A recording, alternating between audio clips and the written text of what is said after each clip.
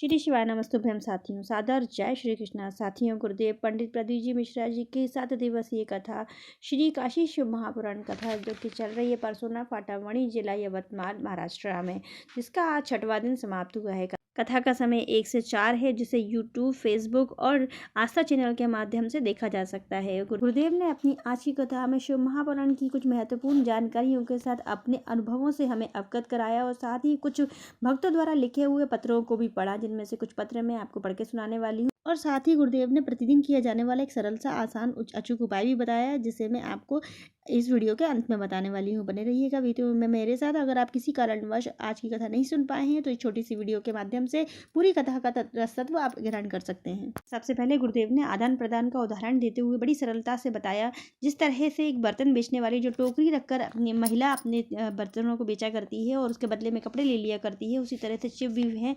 हम जो शिव को चढ़ाएंगे अपना समय या अपना एक लोटा जल देते हैं, तो शिव हमें अवश्य ही अपना समय और हमारा साथ जरूर देते हैं उन परिस्थितियों में जब हमारा कोई साथ नहीं देता है। कथा के बीच में गुरुदेव ने माइक वाले को डांटा और फिर कहा कि हम माइक वाले को इसलिए डांटते हैं क्योंकि लोग हजारों किलोमीटर से पैदल चलकर आते हैं, इतनी श्रद्धा से हमारी कथा सुनने के लिए आते हैं, और यदि वो कथा श्रवण नहीं कर पाए तो हमारे यहाँ बैठने का कोई फायदा नहीं है। गुरुदेव ने बताया कि जिस तरह से पेड़ों पर पोते हुए कलर से पता चल जाता है कि ये सरकार का लगाया हुआ पेड़ है, उसी तरह से अगर शिव भक्त भी अपने गले में रुद्राक्ष की माला पहनता है तो उससे पता चल जाता है कि शिव भक्त है, और शिव उन्हें कभी नहीं छोड़ती। उनकी विपरीत परिस्थितियों में उनके पास आकर वो खड़े हो ही जाते हैं, क्योंकि उनका ट्रेडमार्क उनके पास होता है। अगली बात कहते हुए गुरुदेव ने कहा कि घर में लोग अपने बहुत सुंदर सुंदर मंदिर बनाया करते हैं, लकड़ी का, संगमरमर का, अलग अलग तरीके के मंदिर बनाते हैं। घर में तो मंदिर बन जाता है, मगर दिल में यदि मंदिर बनाओगे तभी सही मंदिर होगा। वही काम बहुत मुश्किल है, यदि वो कर लिया तो शिव आपके हो जाएंगे और आप शिव के हो जाएंगे। कथा में आगे बढ़ते हुए गुरुदेव ने शिव भक्त द्वारा लिखा हुआ एक पत्र पढ़ा, जिनका नाम मनीषा प्रफुल्ल खंडालकर है, जो कि खंडोला जिला की रहने वाली हैं। उन्होंने बताया कि उनके पति के लीवर में कुछ खराबी आ गई थी और वो बहुत परेशान थी। उन्हें भर्ती करा गया, उनको ऑपरेशन के लिए डॉक्टर ने बोला था। उसी बीच में उनकी जिठानी सीहोर गई और वहाँ से एक बेलपत्र लेकर आई। वहाँ भीड़ ज़्यादा थी, इसलिए उनको बेलपत्र पूरी नहीं मिल पाई, लेकिन जितनी भी बेलपत्र मिली उन्होंने उसमें से आधी उनको दी और आधी खुद रख ली, और साथ ही उन्होंने रुद्राक्ष का जल भी पिलाया। इस डॉक्टर ने मना किया था लेकिन पिलाने के लिए, लेकिन फिर भी वो लोग उन्होंने छुपा करके जैसे भी पिला सके उन्होंने पिलाया, और 9:15 बजे किया जाने वाला जो उपाय होता है वो किया। उससे उनके पति बिल्कुल ठीक है और वो कथा सुनने के लिए पंडाल में आई हैं। उन्होंने धन्यवाद करते हुए गुरुदेव के पास आई और गुरुदेव ने उनको एक बेलपत्र भी दी। गुरुदेव ने आगे बढ़ते हुए कहा कि शिव महापुराण पे चढ़ी हुई बेलपत्र से बड़ा कोई और गिफ्ट नहीं होता। भगवान शिव कहते हैं कि शिव महापुराण पे चढ़ी हुई बेलपत्र औषधि के बराबर होती है, और जो आखिरी दिन बेलपत्र चढ़ती है वो तो कुबेर के खजाने के बराबर मानी जाती है। गुरुदेव ने आगे बढ़ते हुए कहा कि दुनिया का सबसे बड़ा काम है मीठी वाणी बोलना, जो कि सबसे असंभव लगता है। इंसान बोलना तो सीख जाता है लेकिन मीठी वाणी नहीं बोल पाता, वही सबसे आवश्यक है। पहले मीठी वाणी बोलना सीख जाइए तो शिव अपने आप ही आपके मन में समा जाएंगे। हम पेड़ों में यदि जल देते हैं तो पेड़ हमें छाया देते हैं, फल देते हैं। उसी तरह से यदि हम शिव को अगर एक लोटा जल चढ़ा पाते हैं और अपनी भक्ति समर्पित कर पाते हैं तो शिव जरूर ही अपने शरण में, अपनी शरणागति में, अपने शरण में हमें ले ही लेते हैं। इसके बाद गुरुदेव ने एक भक्त द्वारा पूछे गए प्रश्न का उत्तर दिया। प्रश्न था, पशुपति व्रत हमें कब शुरू करना चाहिए, किस मुहूर्त पे शुरू करना चाहिए। तो गुरुदेव ने कहा, पशुपति व्रत करने का कोई शुभ मुहूर्त नहीं होता। काल करे सो आज कर, आज करे सो अब, पर में प्रलय होएगी, बहुरी करेगा कब। गुरुदेव ने कहा, मृत्यु का समय नहीं होता, मृत्यु कहीं भी आ सकती है। जब यमराज कहीं भी आ सकते हैं तो महाकाल को याद करने के लिए समय या मुहूर्त की जरूरत नहीं है।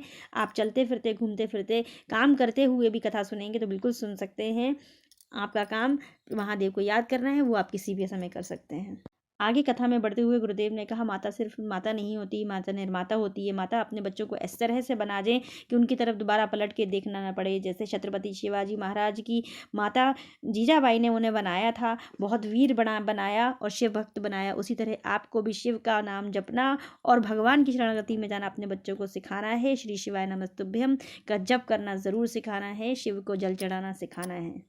आगे अपना अनुभव बताते हुए गुरुदेव ने कहा, चेहरे का सबसे बड़ा आभूषण मुस्कुराहट होता है। जो मुस्कुराते हुए अपने समय को बिता देता है वही सबसे सुंदर होता है।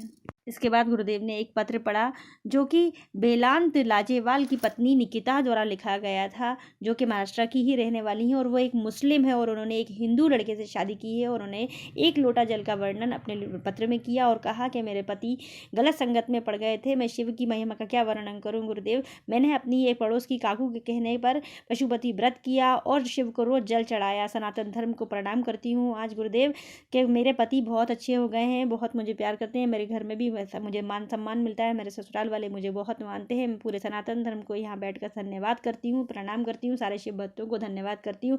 और जो श्रद्धा के यजमान हैं उनको भी उन्होंने धन्यवाद देते हुए कहा कि मैं पूरे सनातन धर्म की आभारी हूँ कि उन्होंने मुझे अपनी शरणागति में लिया।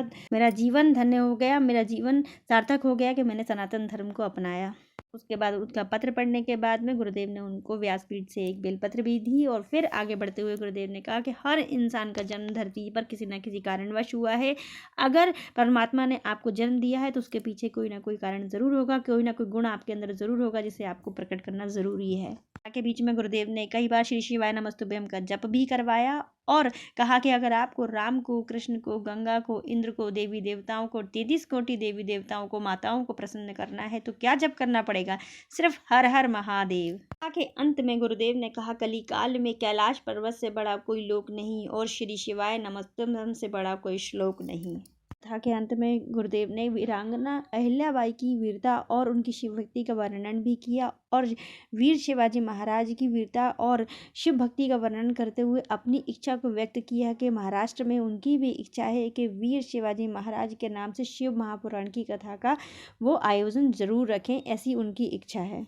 शिव महापुराण के उपायों का वर्णन करते हुए गुरुदेव ने कहा कि अगर आपको कोई बड़ा रोग घेर रहा है, आपको लग रहा है कि आपको कोई बड़ी बीमारी होने वाली है और आप जांच करवाने गए हैं तो निरंतर श्री शिवाय नमस्तुभ्यम का जाप करते रहिए। आप डॉक्टर से जाकर भी श्री शिवाय नमस्तुभ्यम कह के ही प्रणाम कीजिए, देखिएगा आपकी रिपोर्ट नेगेटिव ही आएगी और आपका रोग वैसे ही ठीक हो जाएगा अगर आप निरंतर श्री शिवाय नमस्तुभ्यम का जाप करते रहते हैं तो।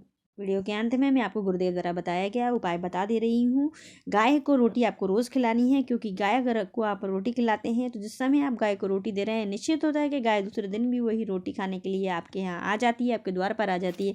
तो आपको लगता है कि गाय हमारे यहाँ रोटी खाने आई है, मगर ऐसा नहीं है। गाय अपना कर्जा उतारने के लिए आती है। हमारे शास्त्र कहते हैं कि गाय अगर हमारे दरवाजे पर आकर खड़ी होती है तो जिस दिशा में मुख करके खड़ी होती है तो उसकी सांस के द्वारा वो नेगेटिव एनर्जी और जो बुरी चीज़ें होती हैं उनको वो खींच लिया करती है, तो वो अपना कर्जा उतारने के लिए आती है। इसीलिए आपको गाय को रोज रोटी खिलानी है। अगर आपके घर में कोई निगेटिविटी है, कोई परेशानी है, कोई दिक्कत है, कोई ऐसी समस्या है जिसका समाधान आपको नहीं हो पा रहा है तो निश्चित होगा कि गाय अपनी उस ऊर्जा का उपयोग करके आपकी जो नेगेटिव एनर्जी होगी, आपके घर की जो बुरी चीज़ें होंगी वो खींच लेगी। इसलिए आपको गाय को रोटी रोज़ खिलानी है।